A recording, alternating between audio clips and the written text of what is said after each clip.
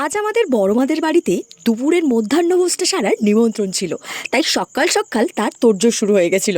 এই যেমন মা এত এত মাছ আর মাংস নিয়ে বসে পড়েছিল পরিষ্কার করার জন্য। আর মা যখন এগুলো পুকুরে ধুয়ে পরিষ্কার করছিল, ঠিক তখনই এই সমস্ত কিছু দেখাশোনা করতে একটা কাঁকড়া চলে আসে। আর মা সেটাকে যেই না ধরতে গেল, অমনি সেটা মিস্টার ইন্ডিয়ার মতো না জানি কোথায় গায়েব হয়ে গেল। তাকে তো আমরা দেখতেই পেলাম না। তারপর দুপুর হতে আমরা সবাই মিলে একসাথে খেতে বসে গিয়েছিলাম।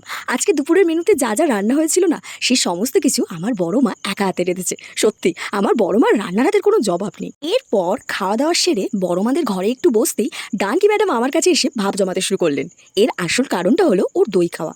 কেননা আমার হাতে ছিল একটা দইয়ের কড়া, আর ও দই খেতে প্রচন্ড ভালোবাসে। কিন্তু আমি দই না দেওয়ায় বেচারি খাটের তলায় এভাবে মন খারাপ করে বসেছিল। তাই দইটা ওকে খেতে দিতেই হলো। এরপর সবশেষে আমাদের বাড়ির সব বড়রা খেতে বসেছিল, আর আমার বোন পুরো পাকা গিন্নির মতো ওদেরকে পরিবেশন করছিল, আর আমি বসে বসে স্প্রাইট খাচ্ছিলাম।